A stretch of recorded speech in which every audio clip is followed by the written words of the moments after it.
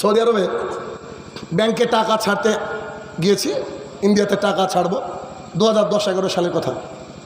তো এবার ঢুকে আমি বেরাচ্ছি, ওই মুহূর্তে সৌদি আরবের একটা সিস্টেম হচ্ছে, যখন আজান হয়ে যাবে তখন যিনি ওই মসজিদের মানে ইমাম, তিনি একটা গাড়ি নিয়ে বেরিয়ে পড়বেন, বা সময়তে পায়ে হেঁটে, হাতে একটা লাঠি থাকবে, ও বাজার বাজার ঘুরবে আর বলবে ইয়াল্লাহ ইয়াল্লাহ তাআলা মসজিদ, ইয়াল্লাহ সাল্লি, ইয়াল্লাহ সাক্কার, এই বলতে থাকবে, আপনারা বন্ধ করেন, আসেন নামাজে, ইত্যাদি ইত্যাদি।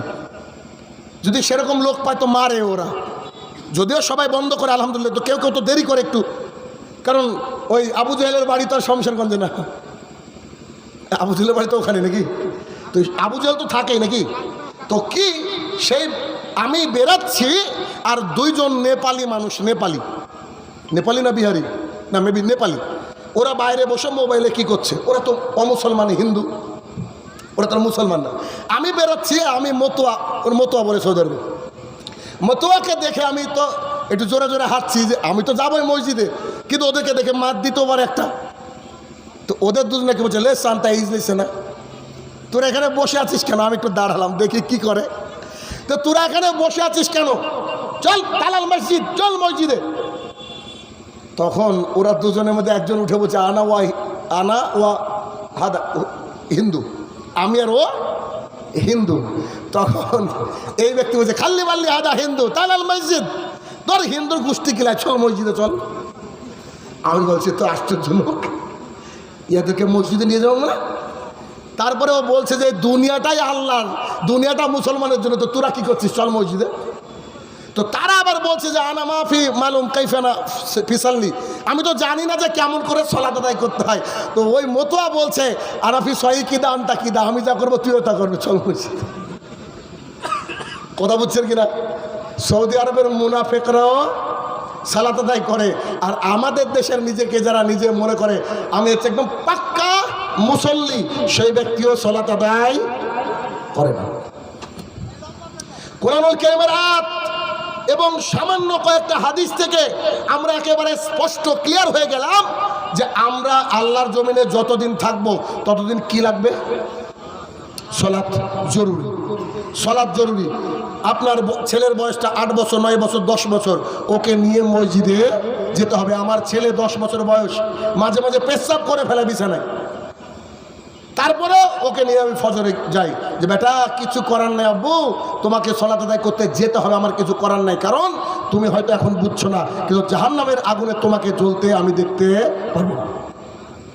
প্রত্যেক বাবার দায়িত্ব তার সন্তানদেরকে নিয়ে মসজিদে যাবে, কেননা সালাত ছাড়া মুসলমান থাকে না, এই বাক্য যদি কারোর মাথার মধ্যে ঢুকে সে ব্যক্তি কামিয়াবি হাসিল করলে ইনশাআল্লাহ। আর আমি যে বিষয়টা অ্যাপ্লাই করেছি আমাদের মসজিদে, এই বিষয়টা যদি আপনার ইমাম আপনার এলাকায় অ্যাপ্লাই করতে পারে, তাহলে কাল থেকে 100% নামাজি হবে। আপনারা শুনলে তাজ্জব হয়ে যাবেন যে আমরা 3টে মসজিদ পরিচালনা করি, 3টে মসজিদের একটা মুসল্লিও সালাত আদায় করে না এমন লোকই নাই।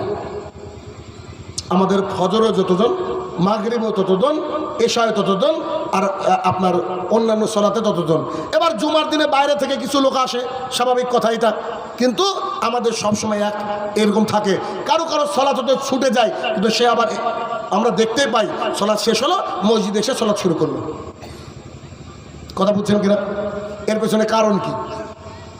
আমি বহুদিন থেকে বলে আসছি যে ব্যক্তি সালাত আদায় করে না ওর জানাজা পড়াবো না। আমি মহা একটা টেনশনে ছিলাম, লাইফে খুব সমস্যার মধ্যে ছিলাম। কেন? আমার নিজের বাবা নামাজ পড়তো না, আমার আব্বা নামাজ পড়তো না। আমি আমার আম্মাকে বললাম যে আব্বাকে গোসল টোসল করে আজকে পাঠান তো মসজিদে, এই শালার বেটাকে সাইজ না করলে অসুবিধা আছে, পাঠান মসজিদে। তো আব্বা মসজিদ আসলে কোনায় বসেছে, বুঝলেন, আর আমরা আইলা দেশের লোক, হাতে তো লাঠি থাকে, নিশ্চয় বুঝছেন। তো এর আগে ঘোষণা দিয়েছে, আবার সেই দিন লাঠি হাতে করে বলছে শুনুন আজকে 2টো ঘোষণা করব। এক, যারা 5 ওয়াক্ত সালাত আদায় করবে না তারা যদি মারা যায় তাদেরকে কুকুরের মতো পুঁতে রাখবো, যদি আমার বাপ হয় তাহলে ওরা জানাজা সালাত আদায় করবে না। বাপের দিকে লাঠি দেখে বলছি আমার যদি বাপ হয় তারপরে তারপরও তার আমি জানাজা করাবো না, তাকে কুকুরের মতো পুঁতে রাখবো। কেন? আল্লাহর জমিনে থাকলে গন্ধ বেরোবে তাই। দুই, যার বাড়িতে সবাই পূর্ণাঙ্গ 5 ওয়াক্ত সালাত আদায় করবে না, সেই বাড়ির কোনো মেয়ের যদি বিয়ে লাগে, ছেলের যদি বিয়ে লাগে, আমি শাহিনুর রহমান সেই বাড়ির ছেলে মেয়ের বিয়ে পড়তে যাব না। এই দুটো কাজ যদি মৌলবি বলতে পারে, ইমাম সাহেব বলতে পারে, সমাজ পরিবর্তন হবে কি হবে না? 100% নামাজ হবে আমাদের মসজিদে, 100% নামাজ। আলহামদুলিল্লাহ, আমাদের যে ইসরা মসজিদ 4 থেকে 5 কিলোমিটার দূর থেকে মানুষ ফজরের সালাতে অ্যাটেন্ড করে।